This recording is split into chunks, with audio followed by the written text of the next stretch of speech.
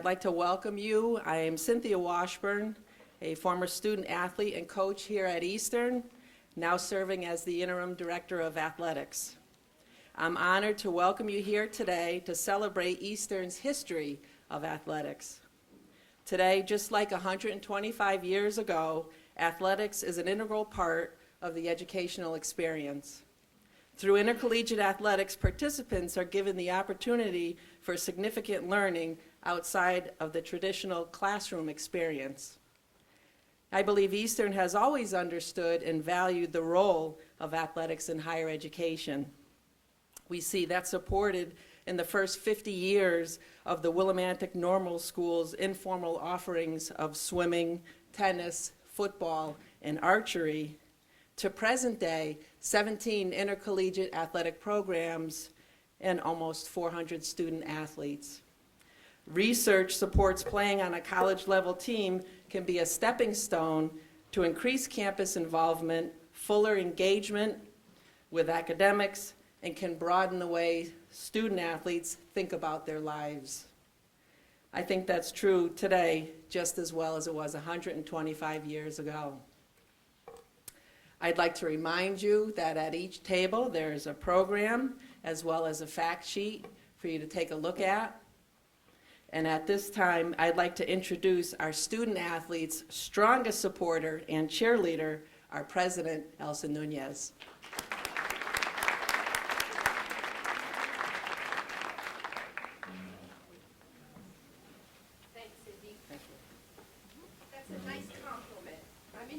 A lot of different ways, but to say that I'm the students' big supporter, our athletes, that's a big compliment because I do take that role as president very seriously.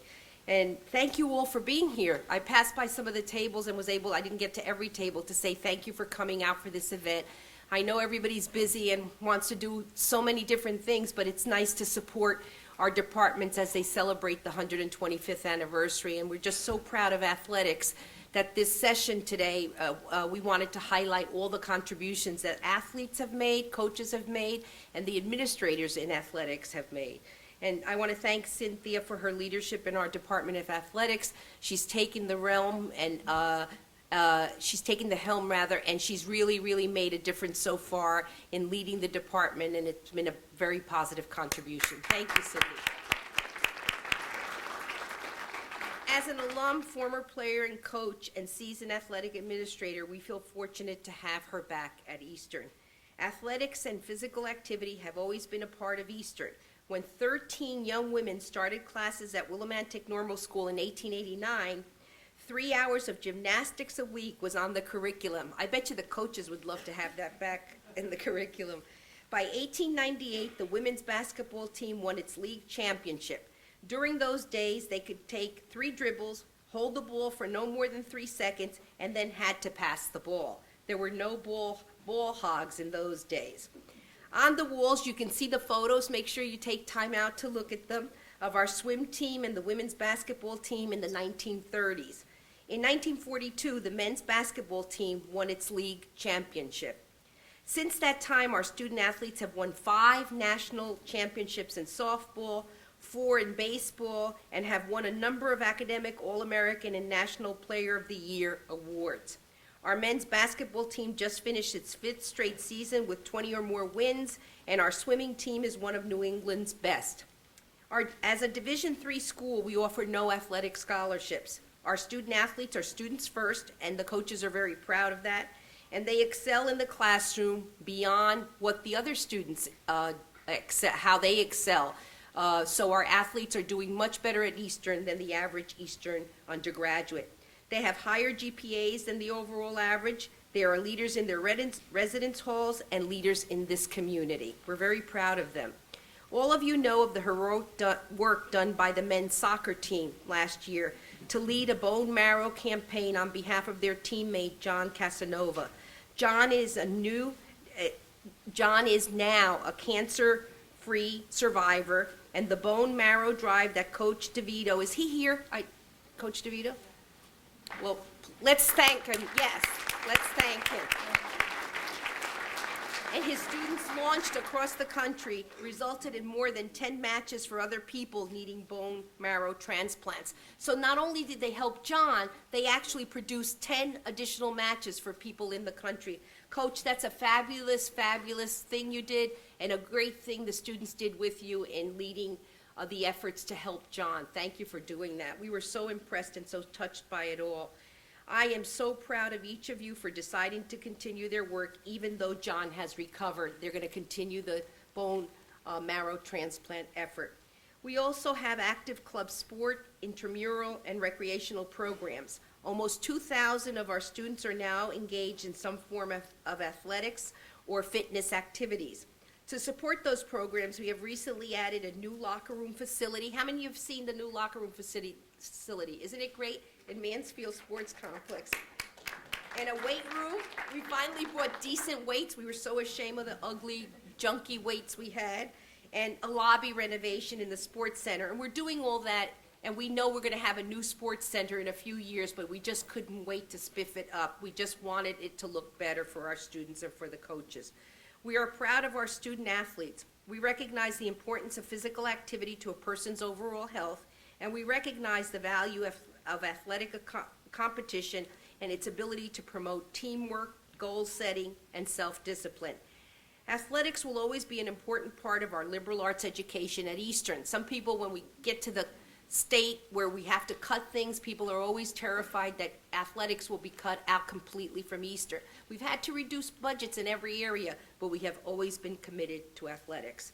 I understand we are about to see a video of Coach Bob Miller, and he is a person we should admire and respect because he was instrumental in bringing equity to our women's sports offerings following the Title IX legislation in the early 1970s. He is really a role model for all of us. So let's enjoy the film, let's celebrate, and it smells like a concession stand today, doesn't it, with all the hot dogs and all the Cracker Jacks and all of the beautiful cupcakes that look like baseballs, or softballs maybe.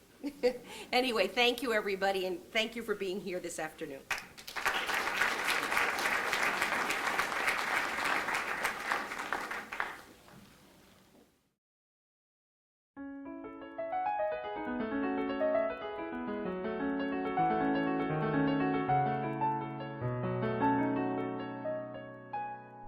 For the 4 years that I played, we were consistently ranked in the top 5 in New England, small college, and during my senior year, we were ranked number 1 for the entire season. That level of success was a direct result of Bob Miller's coaching methods. In addition to teaching us the game of basketball as it should be played, for at that time there was still the ladies' game and the game of basketball, two very different things. Bob taught us that discipline, concentration, and a focus on the fundamentals and basics of the game would lead not only to our success as players, as it did, but also as people. He drilled into us the idea that we should want to do something right each and every time, and if we did, we would reap the rewards. In 19 years as head women's basketball coach, Bob Miller never had a losing regular season. His teams won nearly 70% of their games, compiled 332 victories, qualified for 16 postseason tournaments, competed in 4 national tournaments, reached the NCAA Final Four in consecutive seasons, captured an ECAC New England title, reached the conference tournament championship game every year, won 72% of his games in 7 Little East Conference seasons, and hoisted 3 Little East Conference regular season and tournament championship banners.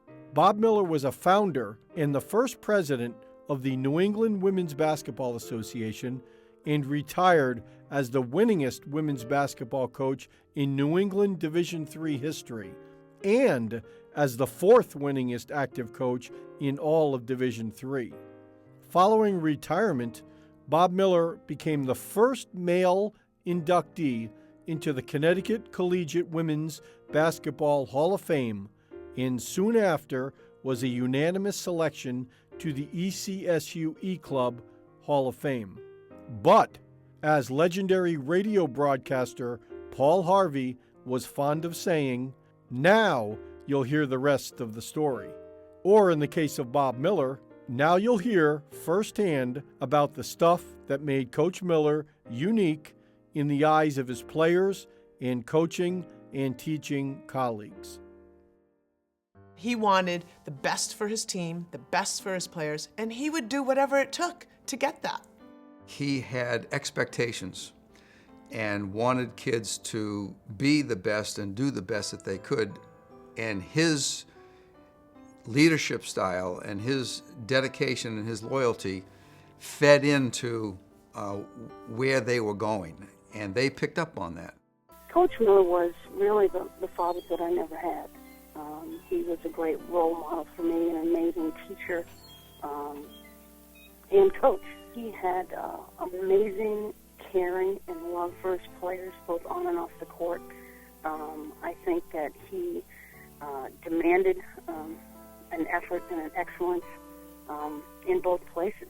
And I think the commitment to that, both on and off the court, made us better people. A true gentleman in the game of basketball. It has been an honor and a privilege for me to have coached against him. I think he epitomizes all the wonderful ideals of our sport, and our entire game would be better off if we had more individuals like him. It's a loss to the coaching world, but I certainly, on a personal level, wish him the very, very best and am grateful for his impact on my career and the opportunity to coach against him. I was very proud and honored to be selected as the coach in 1994 and to try to, get the program back to where it was and carry on that tradition. But definitely Coach Miller, obviously established it and got it where it needed to be. For my sister Kathy and me, Bob was almost a lifesaver.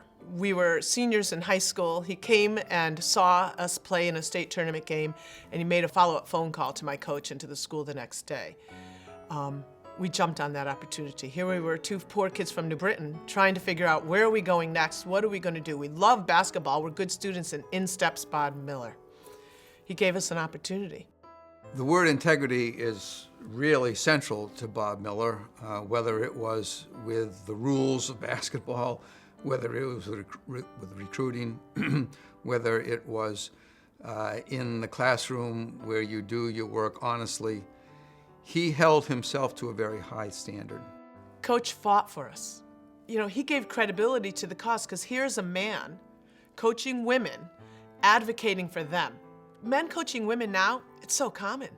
It's much more credible to coach women now. Look at the women players we have today. So men got on board after. He got on board when it was harder because he cared. He made a difference in our lives. And to him, it didn't matter that men or women should have those opportunities. From what I know of what went on, I think that for a male to be so involved in Title IX as well as other issues revolving around women's athletics and being supportive of other issues around women's athletics, I think was huge. I also think that he was very instrumental in starting the New England Women's Basketball Coaches Association, and that still lives on today. And I think there's a lot of things that people don't realize that Coach Miller had a hand in or a part in, with others obviously, in establishing those, and they still live on today. And the coaches of today and the student athletes of today are reaping the benefits of those all that hard work. When Coach Miller started, it wasn't the popular thing to do, and I think that he went against sometimes popularity to do what the right thing was to do, and that's helped all of us now in 2014. I don't know if we could this day have people do what he did, both in the classroom and on the basketball court, in the way that he did it, which was with great success and great influence in a positive way on the students. One of his athletes, Holly Zimmerman, one of my student trainers was Holly Zimmerman, and when she lost her life in her senior year, Bob Miller quickly met with me and said, "We got to do something. Let's create an award." I remember the day that Holly died. It was the next evening that he gathered the team and some other people, and we met at his house and tried to process this whole thing about a sudden loss, a very tragic loss in the spring of her senior year. So the Holly Zimmerman Award was created. It stands today as a very prestigious and very distinguished award. and I'm sure he is proud that we have continued it. He cared about his players more than just as basketball players. He cared about us as human beings. He cared how we did in school. He wanted us to graduate. He was a very moral man. He had high standards in basketball and high standards in morality. And you had to uphold those standards. And you wanted to uphold those standards because he lived those. So he was incredible as a coach, but even more so as a human being with passion for the game, passion for people, okay, and passion for doing the right thing. I have been privileged to have coached during a special transitional period in women's basketball. In 1974-75, I saw the anger of officials and coaches, mainly women, because our full-court man-to-man press was unfeminine, like men's, mean-spirited. Our players were sometimes embarrassed by the innuendos. A year later, the statement, "You play like guys," was a compliment. Another year later, the response was, "We don't play like guys, we play like we play." This endowment, this scholarship will allow women in the future to be part of this program and the program to endure and maybe allow someone else to come here like I did. I got that opportunity from Coach Miller, and now because of him, people in the future are going to have that opportunity. What kind of legacy is that? It's wonderful.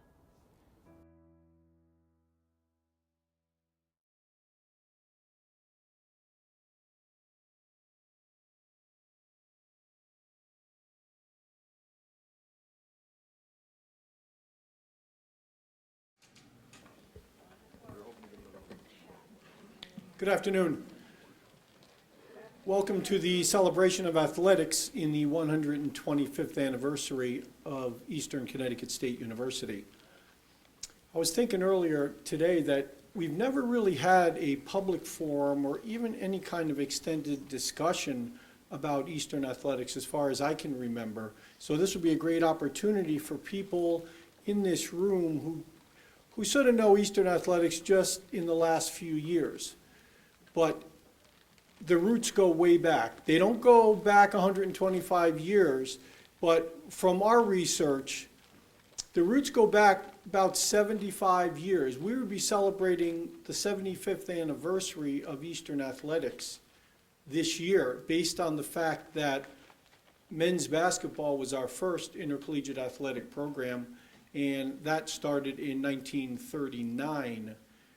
There was games before that involving basketball and other activities, but at that point, they had brought in another coach to specifically coach men's basketball. So we have always gone under the assumption that that was the first official year of intercollegiate athletics. It's amazing over the last 75 years the amount of success that Eastern Connecticut athletics have had. In 75 years, we've had 9 national titles, 106 NCAA, 10 AIAW tournament berths. AIAW came before the NCAA. A lot of people, they don't understand that women have not always been part of the NCAA. The women were part of an association called the AIAW at the beginning, way back when Beth was playing basketball here. Beth was on the video. And then AIAW and NCAA merged in the early 1980s, so the women then became members of the NCAA and their sports were sponsored by the NCAA. So we've had 106 NCAA and 10 AIAW tournament berths, 102 Little East regular season and tournament championships. And that conference has only been around for just over 25 years. 462 of our student athletes have been named to the Little East Conference honor roll, the academic honor roll, and that's only been around for 7 years. So that's about 60 a year.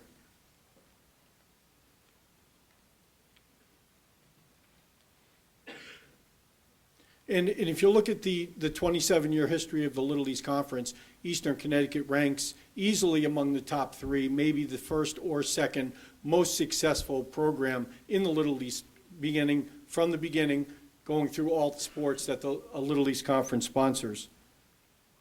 It's not really going to be possible to do a real in-depth thing, documentation on the history of our athletics at Eastern Connecticut. What we're going to try and do is just touch on the important things in terms of staff, coaching staff, facilities, improvements in all areas from the beginning, from the beginning way back in the 10th year of the university, we had women's basketball. So going back from there to the present time, we will just try and touch on the top things along those lines.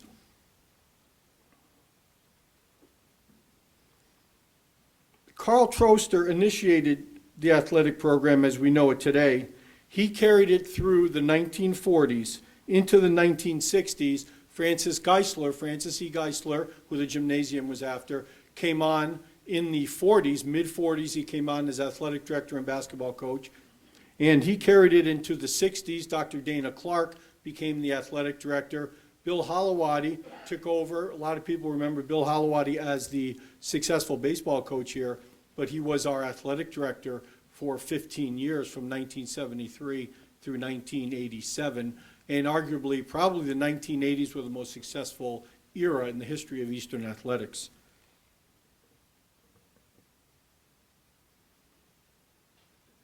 There's probably been two major reasons why Eastern athletics has been so successful over the years.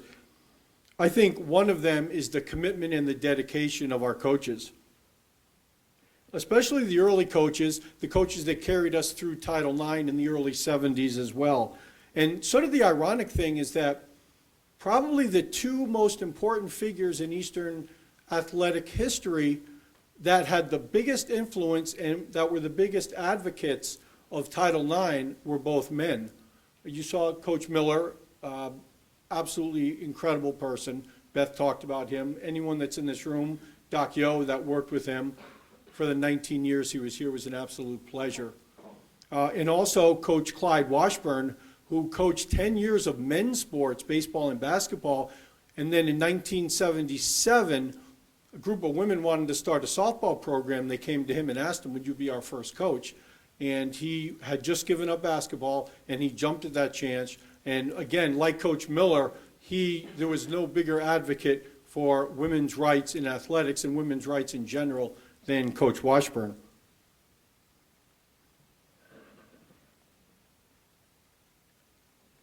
When I think back on Eastern athletics, I look at the big five of coaching that really got everything going. You had Coach Tom Nevers, hired in 1961. He ended up coaching 3 sports. He started our soccer program in 1961, the formal aspect of our soccer program. We began the program in 1960. Don Beerworth, who is on our panel today, will talk more about that. He played on the 60 and 61 teams. So Coach Nevers was big. Bob Miller, who we saw in the video. Clyde Washburn. Bill Holowati, baseball coach. And then Pinky Crabtree, who started our women's volleyball program in 1975. She retired after 19 years. She was the winningest coach in New England history in women's volleyball when she retired. So you can see why the foundation and everything was put in place in the 60s, 70s, and 80s for what transpires today. And the recent coaches, our coaches now have done a great job of carrying on that tradition. You have Denise Beerley, just finished up her 20th season. She's the all-time winningest basketball coach in program history. Diana Pepin, softball, 13 years. She's an alumnus of the program. She is as well the all-time winningest coach in softball program history. Greg DeVito, 7 years as men's soccer coach and has led the team to 3 straight Little East Conference championships, the first time that's been done. And Bill Geithner will become the winningest basketball coach early next year. Coach Geithner just led the team to the NCAA tournament. They just got back yesterday. First team in Little East history to win all 14 games in the regular season. So as you see, the foundation was set by coaches like Coach Nevers and Washburn and Miller and Holowati, but the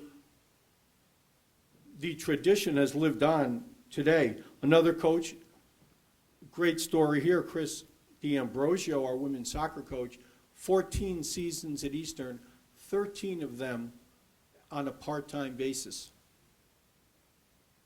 And Maureen Fahey, women's swimming coach, 18 years, just finished up her 18th season, also on a part-time basis. So the commitment and the dedication to our coaches, both as part-timers and full-timers, is amazing. What we're going to do, the program is going to basically be split into two segments. We're going to show a PowerPoint here, and then after that, we're going to ask some people, individuals that are with us, to form a panel. We're going to speak for about 15, 20 minutes. And I think what we did on this panel, hopefully we'll touch on all aspects of the program, starting in the 50s with Don Beerworth. Don is one of our panelists. Again, he was involved in the 50s and 60s. Beth Regan, who was a athlete here in the 70s, you saw her on the video, athlete in the 70s, assistant women's basketball coach here, and then started the women's soccer program. We're going to have Andre Reynolds, who's a junior member of the track and field team, and Ashley Walk, who is a senior member of the women's lacrosse team. They're going to be with us sort of representing the current era. And then also with us is going to be Cynthia Washburn, the current director of athletics. Cynthia played softball here in the mid-'80s, played on a couple of national championship teams, served as an assistant coach in softball, then left and came back in the mid-'90s to be our head softball coach. So hopefully we've covered all of our bases here. We'll go through the PowerPoint. I don't want to scare anyone. There is 117 slides. But believe me, it is going to go very quickly. Most of them don't have really any dialogue to them, or very brief dialogue. I'm guessing if you're a student here and you have a 2 o'clock class, you'll be there on time. I don't think you want to hear that, but I'm sure you will.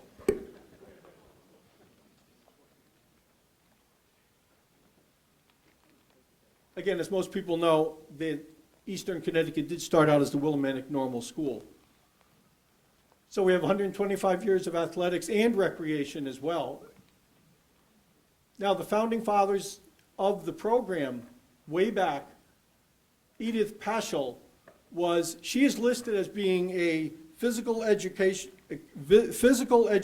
instructor, and that was the first individual that we ever came across that was listed as a physical education instructor.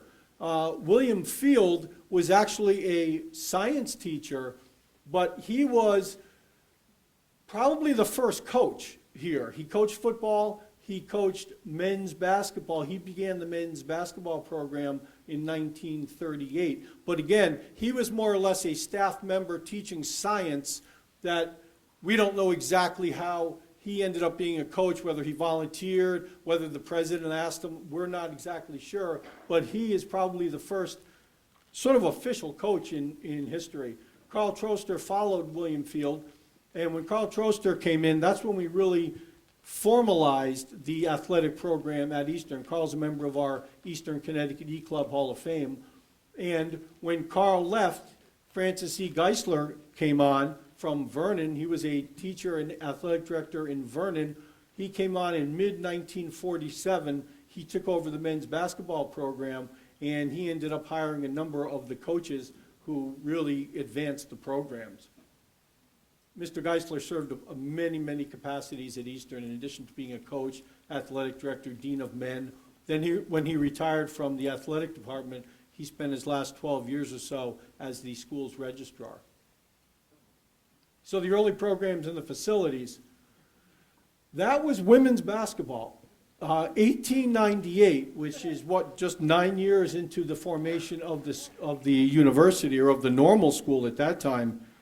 We're not quite sure exactly if they wore those uniforms to play. Again, 1927 basketball. So there were a number of activities being offered our student population, which was the majority of it for many, many years was women. And then the men started to infiltrate more in the late 30s. So we had basketball for the women. This was swimming. We're assuming that perhaps they used a pool. There is a pool in Kramer. If you know where Kramer is, it's now the Willimantic Rec Department on the corner of Prospect. They might possibly have been using that pool. This was tennis. Again, another activity. And a lot of these activities for the women, it was mostly an intramural kind of thing, but they did schedule and play some surrounding schools, high schools, maybe community colleges. They did schedule a couple of games on the outside, but a lot of it was more just for the benefit of the women, for just to help, develop good health habits. I think that was probably the beginning of the whole athletic department.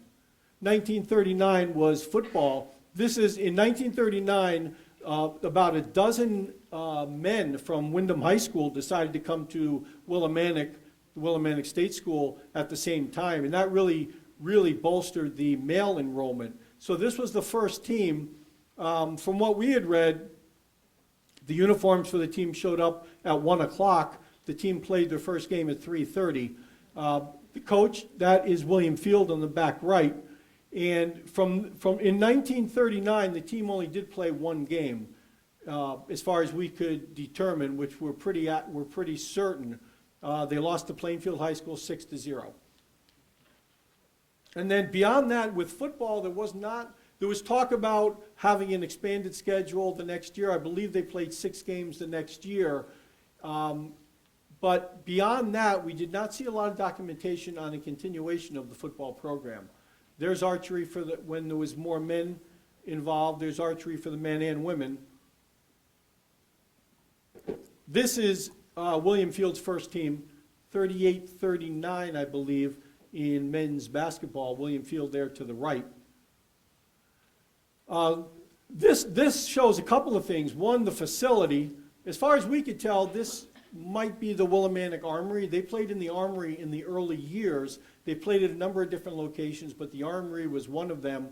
The interesting thing here, if you look at William Field, he doesn't look like he's really wearing coaching garb, no whistles, no sweatpants, which makes it look like maybe he just got out of class, as a science teacher came over, and you see the person that's about to take a shot. Back then, the set shot was big. That came before the jump shot and the dunk. So it looks like they're practicing their set shots. And then when Carl Troster came in, after William Field had left, Carl Troster, right away, his second year, they won the New England Teachers College Championship. They won it back-to-back. This was their second championship in a row, 41-42. Their first one, they were 14-0, went undefeated, and then the second one, they went 14-2 and won the conference again. So, and actually, Carl Troster was the founder of the New England Teachers College Conference. 1949, is that basketball? Women's basketball, continuing. 1950, an early baseball shot. 1950, the program was begun by Mr. Geisler in 1949. Now, Eastern did not have its own home field until 1952. So from the looks of that, the first early couple years, the team played at Rec Park. The team played at it's called the Ridges in Coventry. And this might have been taken somewhere out in some field. There was no Eastern Connecticut alumni field yet, so we're not quite sure where that was taken, but Eastern did not have a field at that point. Another early basketball team with Coach Geisler in charge on the far left. Also in that picture, kneeling second from the left is George Dargotti, who ended up, and Don Beerworth will attest to this, one of the top, probably handful of basketball players in Eastern history.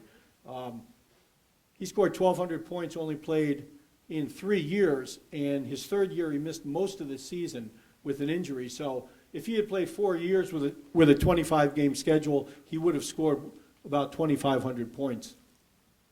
Another early baseball team. Now this looks like it's on the field. The first field, 1952, we bulldozed and we developed our first field in 1952.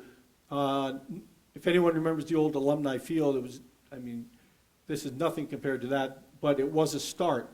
And there's Mr. Geisler on the right-hand side. Now this is an aerial shot of the area of the baseball field, and that was the campus. There was nothing in the north campus. To the left, where all those trees are, that ended up being the north campus, Goddard Hall and the communication building and the library, in the old library, the Wood Services Center.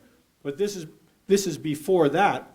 And that photograph in the inset, that's really just to show the fact that even when Coach Holowati had taken over in his early years, there was still that hill out in the outfield.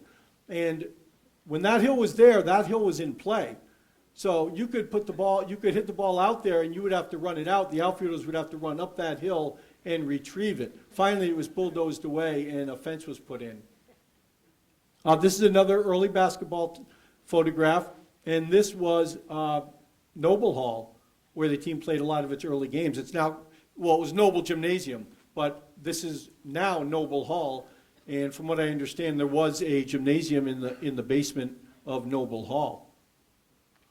And again, that's another shot of George Dargati. This is another basketball shot. This is really just to show the facility as well. This should be Kramer Hall. That's now the Willimantic Recreation Center. The team ended up playing many games at Kramer Hall, or in the Kramer Gymnasium. And then in 1961, Tom Nevers, right there, second from the left, he was hired to coach golf. Most people don't know we did have golf from 61 to 78. Coach Nevers coached golf. He was the first soccer coach, and he also coached basketball briefly.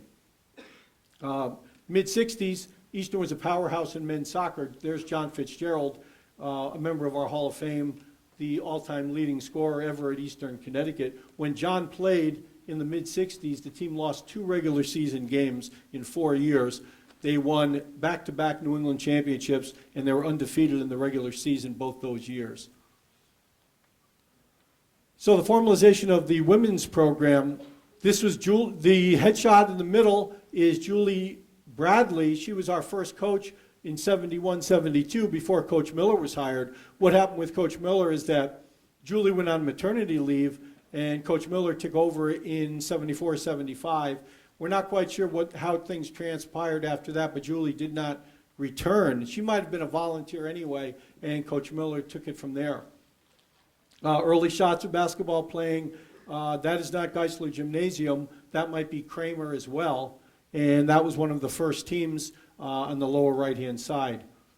Then we're in the Title IX era. This is Janet Heck. Janet Heck, you saw on that video with Coach Miller, the video we had just seen near the end. A big advocate of Title IX. Eastern women's basketball marched on Washington and Hartford in favor of Title IX in the mid-70s. That's one of the rallies. Beth, is that Hartford? Yes. This is one of the rallies in Hartford. Coach Miller is there in the middle. That's the only male I see in the whole group. There might be a few others scattered around. But Beth is in that photo, Kathy Regan's in that photo, Janet Heck, Kathy Purdall, I believe, the team manager, and a number of other players as well. 71, cross-country started. Coach Crabtree, as we mentioned, Floretta Crabtree, started the volleyball program in 1975. We're not quite sure why they took the picture outdoors. It's an indoor sport. But if you notice, though, behind them, that's where the parking garage would be now. Before the parking garage was Howard Specter Field, our softball facility. Track and field, 1975. John Kelleher in the upper right was the founder of that program. He received a Pioneer Award in our Hall of Fame a number of years ago. Women's softball starting 1977. Far right, Clyde Washburn, head coach. Far left, Mark Ribera, the assistant coach, who ended up being an undercover police officer in Hartford for many years after leaving Eastern. He was a student at Eastern. Beth Regan came in, left Holland High School, 1986, started our women's soccer program. I believe that's the second year, maybe. The second year. Amy Keene is in that, who came in the second year. Okay, into the 90s, we started swimming in 1996-97. Between women's soccer starting and swimming, we went about 10 years without any kind of additional programs, men's or women's. And then in the next few years, we added 4 programs, 3 of them for the women. Because in compliance with Title IX, if you have more women at your university, you need to sponsor more women's sports. So now we have 10 women's sports and 7 men's. So that was the start of women's swimming. Men's lacrosse, and that was when they played on Thomas Nevers Field, called Thomas Nevers Field now. Women's lacrosse, the inaugural season right there, they played on Nevers Field as well at the beginning, then ended up going down and played beyond the outfield of the baseball field until the turf field. Field hockey, 1997, played an exhibition season that year, then became a viable intercollegiate sport the year after that. Pam Dominic was our head coach. He was there on the left. They played their games also down at the baseball field as well, beyond the outfield of the baseball field. That was their grass field until we finally got a turf field, and they moved on to that. Facilities, which we've touched on, before the sports center was completed, at least one year, 71, 72, we played at Windham High School, waiting for the sports center to be finished. There's the sports center, completed in 1972. Francis E. Geisler Gymnasium, couple of different things than the gymnasium now. It's the same gym, but the difference is it came in with a tartan floor, which was definitely the rage back then, before it was determined that it created a lot of injuries, knee injuries. But we had a tartan floor that was blue. It was tough on the eyes. We had that for quite a while before they ripped it up and put in the wood. And the other thing on the top of the photograph is the cube scoreboard.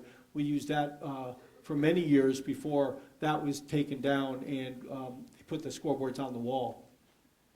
There's a swimming pool, unnamed as of right now, swimming, intercollegiate swimming.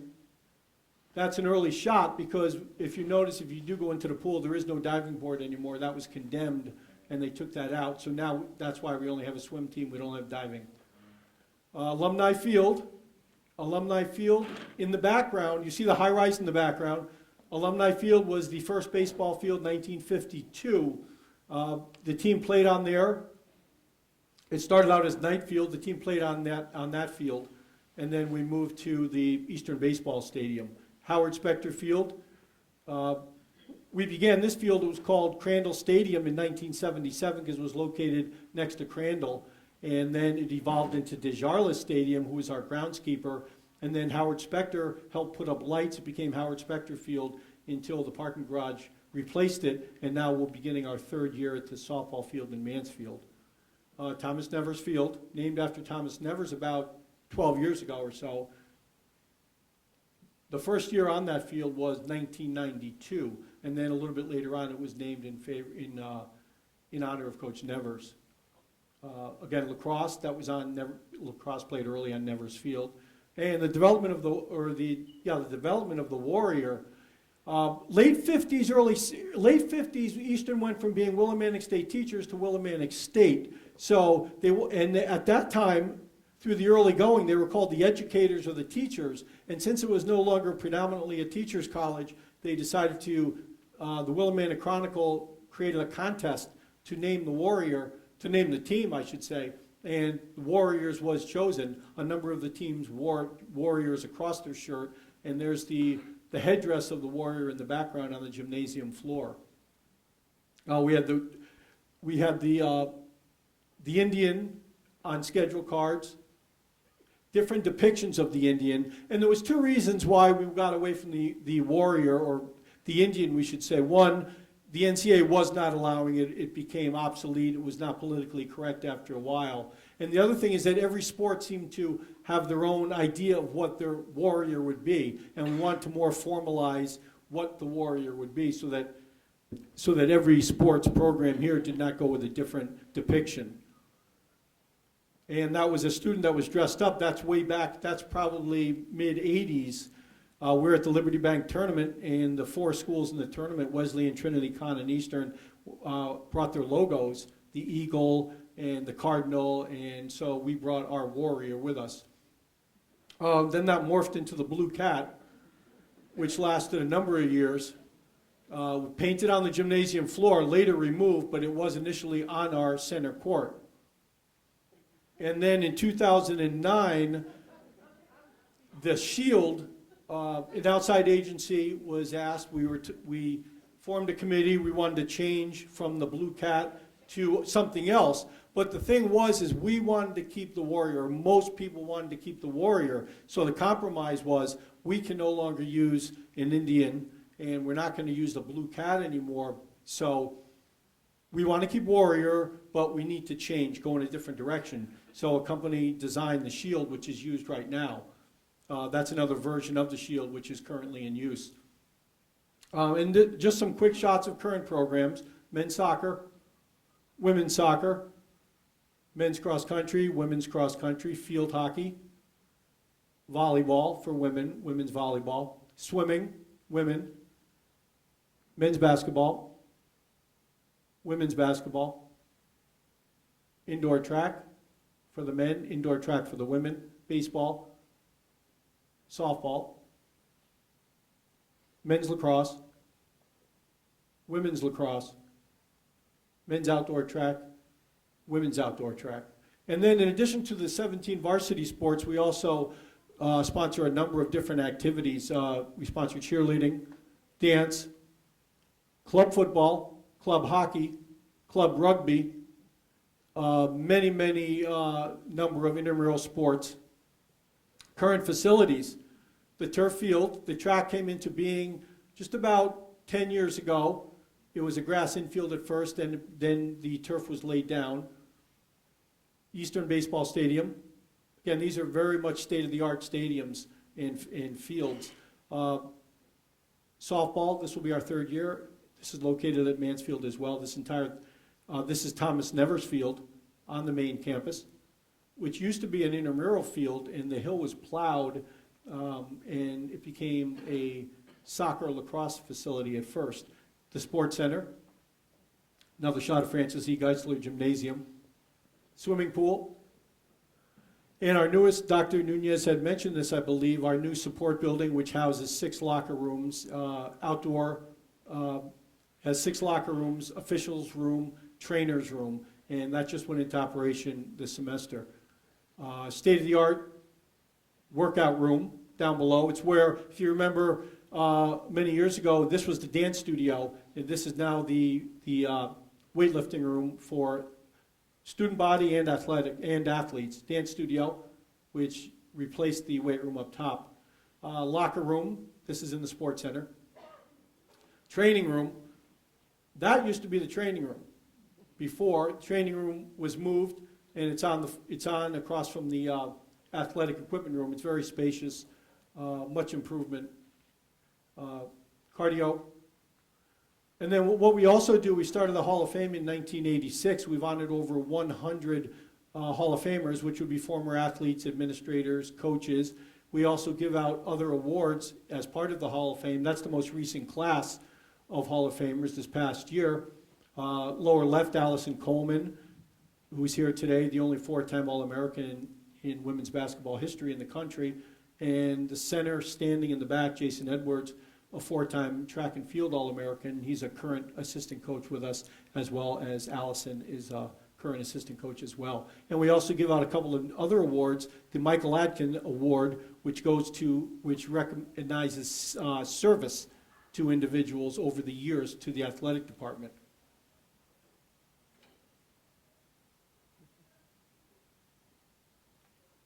That's it.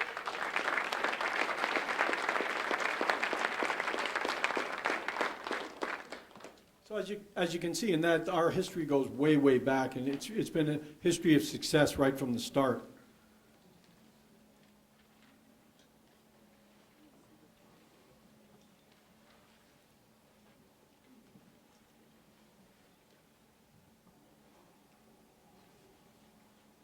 what we're going to do now, we're going to just ask our panelists to take a seat behind the microphone. We'll have a little bit of discussion on the history of the program and how our panelists were involved in that history. We'll talk about the change in the program. As I said before, each person on the panel brings a special viewpoint to it, as maybe a player and a coach, or as an administrator as well, or as a current athlete. So we hope to touch on everything. Cynthia, you can come on this side if you want.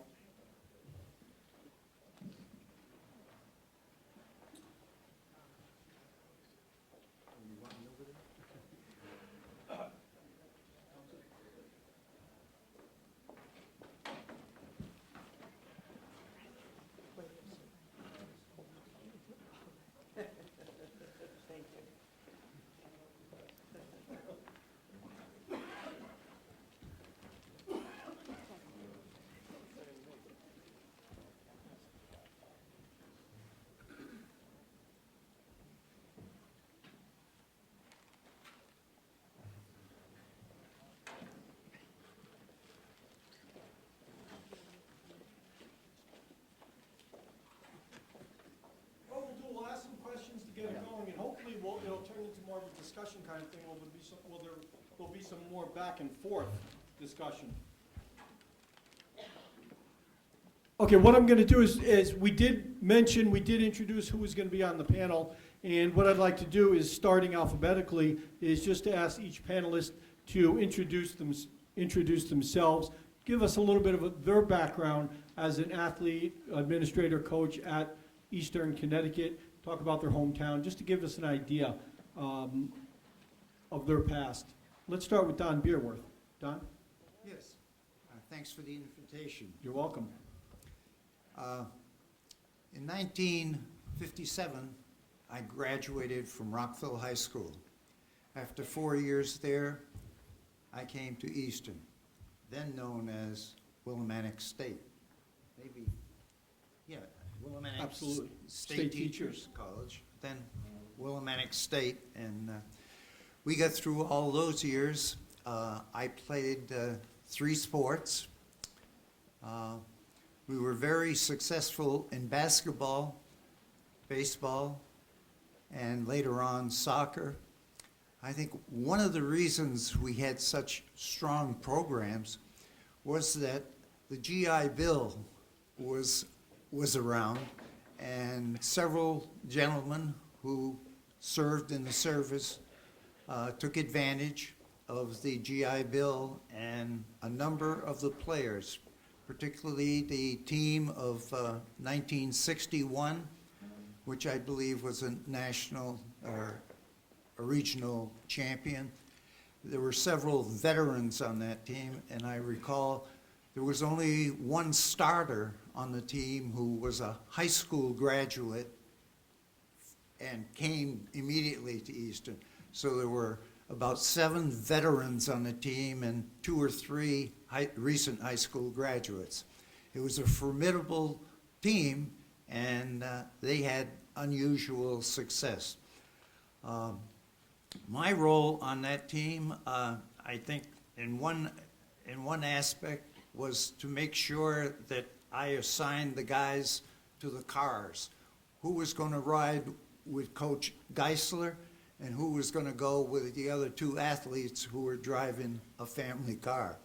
And there was a lot of bartering going on there to make sure we put ourselves in a situation where we would get to the game on time. Because sometimes with 3 cars going out, 1 car would get there, and then we waited for the second car, and finally the third car, which was predominantly the veterans who made a few stops along the way. But it was interesting. We always got the team together, and we had very successful seasons, predominantly because of the veterans. They were young men who had gone through an awful lot in some of the Army and Navy and Air Force experiences. Don, let me interrupt you for 1 second. What I want to do is, we're going to get back to this era. We've just touched on it. Let's introduce the rest of the panel first. Introduce yourself, and we'll go right down the line. Beth? Sure, I'm Beth Regan. I graduated Eastern in 1979. I also earned my master's degree shortly thereafter here. I was a women's basketball player under Bob Miller. I also played women's softball here. It was a club, though, my first year, so we were not even a varsity team yet. And I'm the program founder for women's soccer, leaving it in very good hands to Coach D'Ambrosio here. I'm a 35-year veteran teacher at Tolland High School, where I teach Native American studies and Russian history, and I travel well abroad with my students to Russia and throughout Indian country. I say bring back the warrior, but I know that's not PC. But that's okay. I'm just kidding, Dr. Nunez. I know she probably had a heart attack there. No, just kidding. I'm probably known most athletically for being the longtime soccer coach at Tolland High School, but I also coached girls basketball, boys basketball, and softball as well. That would be At Tolland. At Tolland High School. Thank you, Beth. Andre? Well, my name is Andre Reynolds. I'm a current student here. Unfortunately, I don't have that much history yet. I'm working on it, but not yet. I'm a bio major, math minor, and I love my sport. I'm a track athlete, so that's about me. Hi, I'm Ashley Wolk. I'm a member and a senior track captain of the women's lacrosse team. I'm from Rhode Island originally and was recruited to play here my freshman year. I'm a communication major with a minor in writing, and I'm very proud to be a part of what has been a very successful lacrosse program here at Eastern. Cynthia? Hi, my name is Cynthia Washburn. I'm from East Hartford, right down the road. Youngest of 5, first one in my family to ever go to college, and admitting in front of you, the only reason why I did initially go was so that I could keep playing sports and play softball. I was recruited to come here and had a life-altering experience through my growth and development. Got a chance to participate in 3 national championships as a player and another one as a coach, and just took that experience with me, and it's why I do what I do today. And I'm just really happy to be here, and thank you very much. Bob, can I give a shout out to the Eastern athletic teams? Dr. Nunez, you'll like this, so I'll get off the Warrior logo. That yes, on Saturday, the Wyndham Special Olympics swim meet, I'm a component of that. And I want to just give a shout out to the players that were there. I think I see some of them here today, especially the women's lacrosse and men's rugby teams and field hockey, how fabulous the Eastern athletic teams were there and what a great component they were. So thank you very much. I need to give that shout out. Okay, that's it, Bob. And that it's unbelievable what our student athletes do, and that's the topic of this conversation as to how it's evolved, to how much they're not here just to play a sport. And Ashley and Andre were chosen to be with us today basically for the fact that they're more than just athletes. They're great students. They're both involved in many, many different activities on the campus. So they're very well-rounded people, as are the majority of our athletes currently and in the past as well. I wanted to go back to Don for a minute. Don, talk a little bit about, you've been around this campus a few times. Talk a little bit about what the campus physically was like back in the late 50s. Well, the main campus in the 50s was across the street from the training school. Yeah. And the only other significant building on campus was the new student union, which was up the street on, was it in Winthrop Hall, I think? Right? What is now near the baseball field? Yeah, it's up near the baseball field. Mm-hmm. Okay. That was the big event of building while I was on campus. The majority of the students in the 50s were commuters, and there were 2 men's dorm, Becker Hall, and there was another dorm, very small. These probably held maybe 20 to 25 guys, but there was a large women's dorm which was able to beat a capacity. However, since the years I was at Eastern, or as it was then, Willimantic State, the enrollment increase has been monumental, as the building.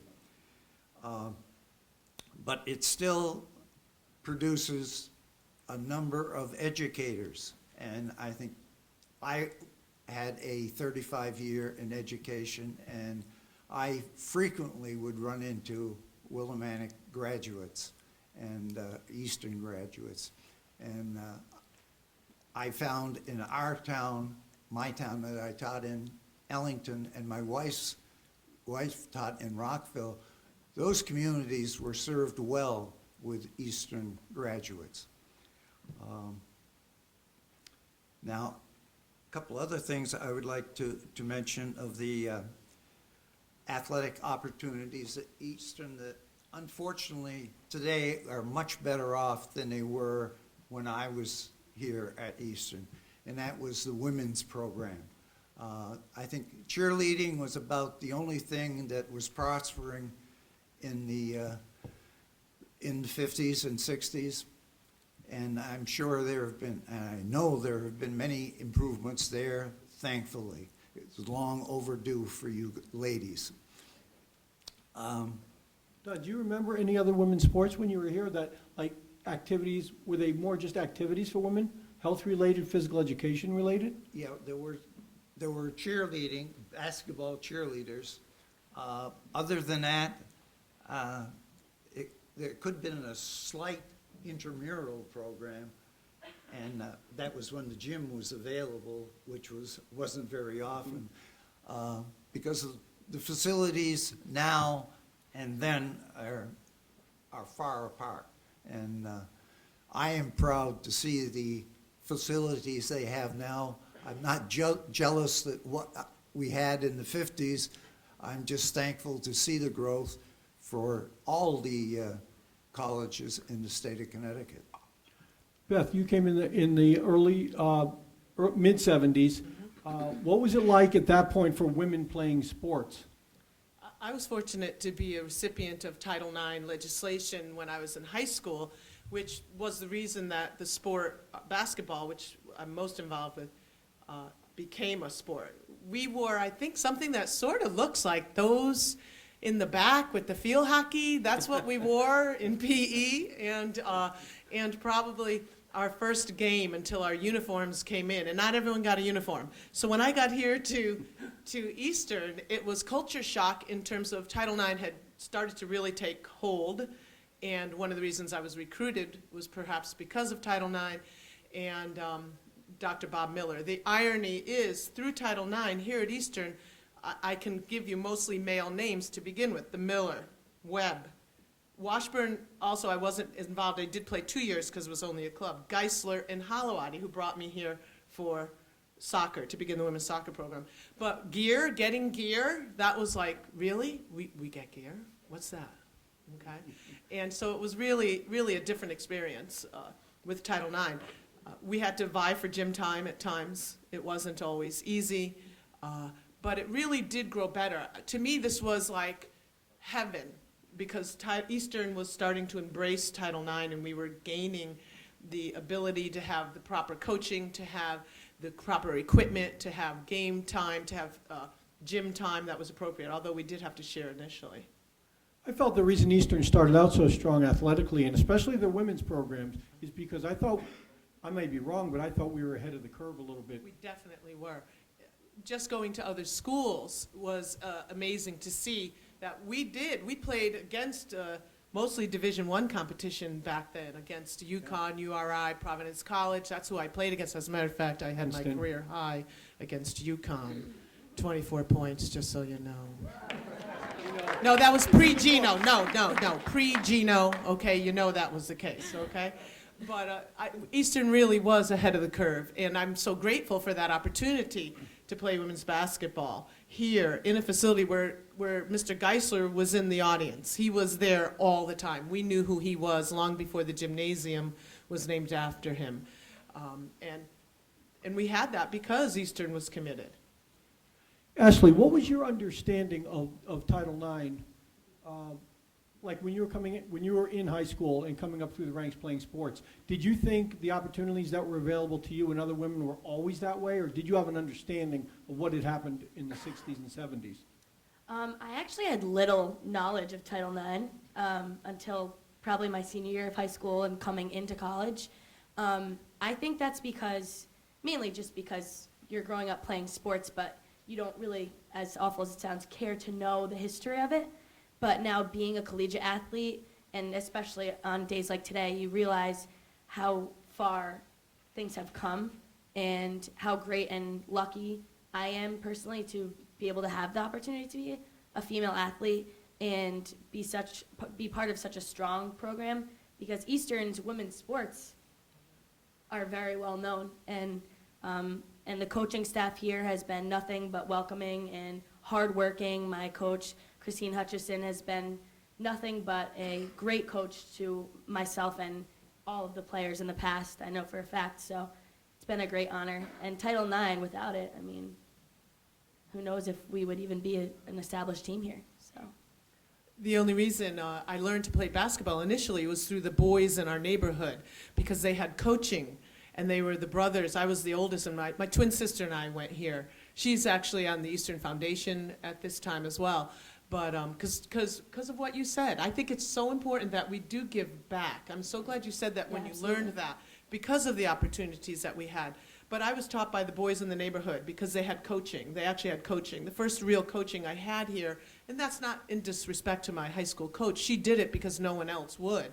And she knew we loved the game and we wanted to play. Having a coach like Coach Beerley today or Coleman would be a gift that was so unknown to me at the time when I was in high school. So when I got to Eastern, I got the coaching because of that. So I'm so glad to hear you say that and to give back. That's why just being here today is an honor for me. Eastern gave me such great opportunity, not only as an athlete, but to get to have an education and to carry that on. And let me tell you, getting a job didn't hurt, having an Eastern education and an Eastern athletic background, because you have more, there's more you can do. So I say thank you to that. Cynthia, when you came as an athlete in the mid-'80s, you walked into a program that had just won the national championships. Was it just a foregone conclusion that women's athletics were here to stay, or did you ever think twice about it, the opportunity? Well, it was interesting for me. I came from East Hartford High School, and East Hartford was my first organized sport being allowed to play in with a coach. They didn't have anything before then, and as a JV player, we didn't even have a full uniform. So then to come to Eastern and step on the field of a national championship program. They were just building Howard Specter Field at that time, completing the dugouts, and to be a part of that, what seemed like it was a rich tradition for a lot of years, which actually just began, was a little actually overwhelming because it just seemed so professional and so well organized and well coached, and the whole school environment was a little overwhelming for me, but it was pretty interesting, great opportunity for me. Did you see big changes in the university when you came back first as a coach, a head softball coach, and then coming back as an administrator? Could you see the development of the university? I did. Because it seemed like it was kind of such in its infancy there in 82, when I came back in 96 and 97 and coached, it was more like a well-oiled machine. Women's sports were on par with men's sports, and there was just no issue there, as everybody was just equal and we were all moving forward in that time. Go back quickly, Don, when you were here in the 50s and 60s, because of all the things that were going on then, we had GIs, we had people that their first priority was to take care of their families, to work, to make money. Was athletics at that point sort of a secondary thing for a lot of people because of the other things they had in their life? I think so. Another thing regarding my participation in sports, it also gave me the knowledge to become a referee. Uh-oh. He refed our games, a lot of our games. Good, bad, or indifferent. Oh, he was good. He was good. Good, bad, or indifferent. There were many opportunities because of the increase of women's athletics in high school and college, it gave me no days off.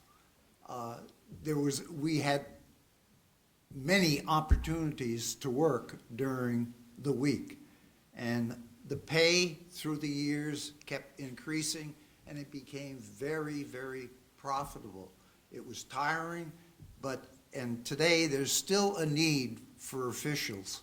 And if you have an interest in any of the common sports, soccer, basketball, and baseball, there are excellent opportunities to make good money in a short period of time.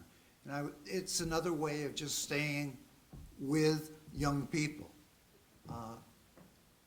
I recommend that for any young athlete to pursue that, and I found it very entertaining at times. I want to ask, with Andre, you've listened to Don speak, and I think back in the 50s, 60s, 70s, that the athletes were pretty much, you went to practice, you went to a game, you went to class. But talk a little bit about, for the people that don't know, and Ashley, you can follow up on this as well, talk about the commitment that is required to be a student athlete nowadays. It's incredibly involved that probably the majority of the student body has no idea. Can you talk about that a little? Oh yeah. As an athlete, I could speak for every athlete in here. We stick by three things: dedication, motivation. We have to be motivated. We have to be dedicated, and persistence. Whatever, anything that we do, even if we make a hoop, or even if we didn't spend enough time, if we don't run a certain time, we want to run better. So, like I said, there's three things that we stick by: motivation, determination, and persistence. I don't know. Speaking from the history of where we come from to right now, it's amazing, actually. And it's, if anyone doesn't know about it, I mean, athletes from all over the place, or Eastern athletes, we have a lot that we've put in time-wise. So to have the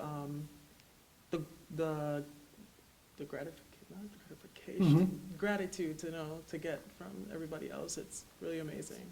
But also talk about, you're more than just athletes, you're more than just students. Talk about all the things that you are required to do as a student athlete in terms of the community service and the NCAA regulations, all that kind of stuff. What goes into being a student athlete? It's a whole lot. It's a whole lot. It's a whole lot. If you're not, it's a whole lot. 365, 365 days of the year. Yes, 300. Like she said, we have to be. I mean, I don't know. Also, the student aspect of being a student athlete is that it's not necessarily that you are required to have a certain GPA and a certain academic standing. It's that you're expected to, and that you have to have self-discipline. So a lot of self-discipline goes into being a student athlete currently, because not only do you dedicate, those scheduled couple of hours for practice per day or games, but also it's doing those community service activities. It is being with your team to be with your team because you want to be with your team, and you want to become closer off the field, off the track, off the court, so you can become better on the field. And also, in terms of extracurriculars besides sports, we are also people who have other aspirations for life. So, for example, myself, I do TV 22 here, Eastern Writers Guild, and in the past I've become a part of the student newspaper, and it's such a rewarding experience to be able to be a part of all these clubs, be a student where you're learning every day, and also be able to go play the sport that you love. But through that, it can be extremely overwhelming because you just have so much on your plate, and a lot of the people, as Bob was saying, don't realize the total commitment that it takes being an athlete. And I know I can speak for Andre and myself when I say that it's an honor to be able to do that. It's an honor. It's work, but it's great. Well, Cynthia and Beth can talk about this. When you guys were here as players or athletes, and then now, do you see the level of commitment needed back then in terms of all these other requirements? Was there that much of a commitment back in the 70s and 80s as there is now? I'd say only partially. The 70s we were not members of the NCAA, nor were they regulations with regards to community service, nor any of that component. However, with regards to practice time, student athletics, obviously that's the case, which is why I think Eastern being ahead of the ballgame, we were so on board, we were so committed, we had such good coaches. That's the reason why we played those other programs. We were ahead in Division III. I mean, it wasn't Division III, it was large college and small college back then. So I'd say not the service component, but certainly the athletic, which I'm sure that adds a lot of other stresses to the athletes today. Cynthia, what about you with that? When I played, we certainly had spent a lot of time on your schoolwork, but also being a student, being an athlete. There wasn't as much with any of the community service and those extra activities that were expected. The NCAA wasn't then what it is now with what they're mandating to have happen with programs and learning opportunities. So it was a lot different. It was a lot more loose. And also a component now that's very important is strength and conditioning for our student athletes as well. A lot of time and energy in the off season is spent training for the programs and stuff. Andre, you on the PowerPoint and as well with Don speaking, way back in terms of facilities, baseball did not have its own field. Basketball did not have its own court for a long period of time. Could you imagine trying to train optimally for track without a track? Oh, no, there's no way. Unless you're putting in miles like a distance runner, there's no way you're gonna be sprinting on gravel or sand or a grass field. It's gonna hurt your shins. Yeah. It's I think the development of Eastern actually gave us like a more easier way to perform or enhance our performances, because now we have the track down there. We go on our own time. Even after practice, we go down there and like sprint some more or we do extra workouts. So just having that there is really good. I mean, back then it was probably harder for the athletes, but Yeah. it's because they don't have the field there. But now that we have it, we utilize it. I see everyone down there. I mean, I see the rugby players down there. I see lacrosse down there. They put in hours on that field, so the pain and sweat pays off. It has. So. Well, would there maybe be, we've done a lot of talking, would there maybe be an opportunity to see if they have any questions out there? Absolutely. Or, I don't know if anybody, yes?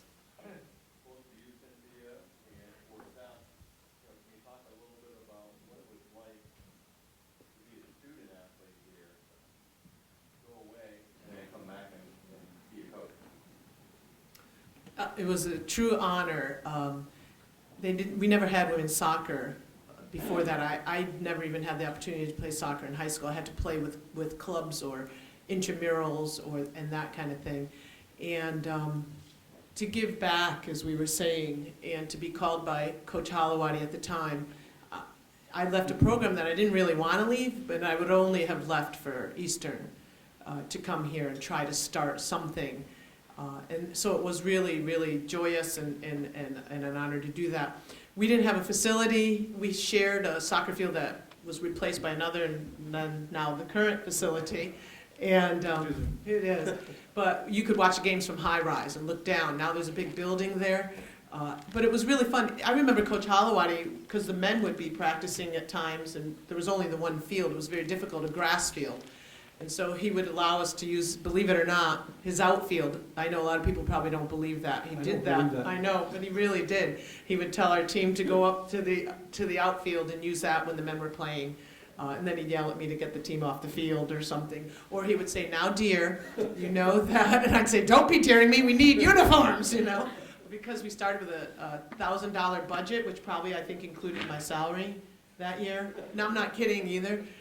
When I say that, and so because we moved from club to, we played 6 games our first year. So it was really great to be able to come back here and try to build something, and I said I'd give them a few years to try to get it off the ground, So it was grateful. I'm so grateful that we have what we have here today at Eastern, the coaching staff and the facilities. And to be a small part of that is humbling.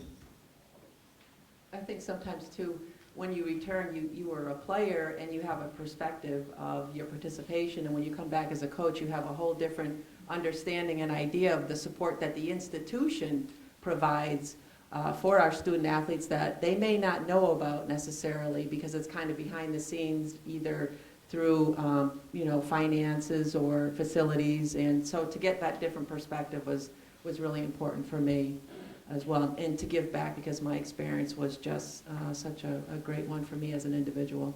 At least I didn't have to do a budget, so that was good, because there wasn't one. So, no. Just kidding.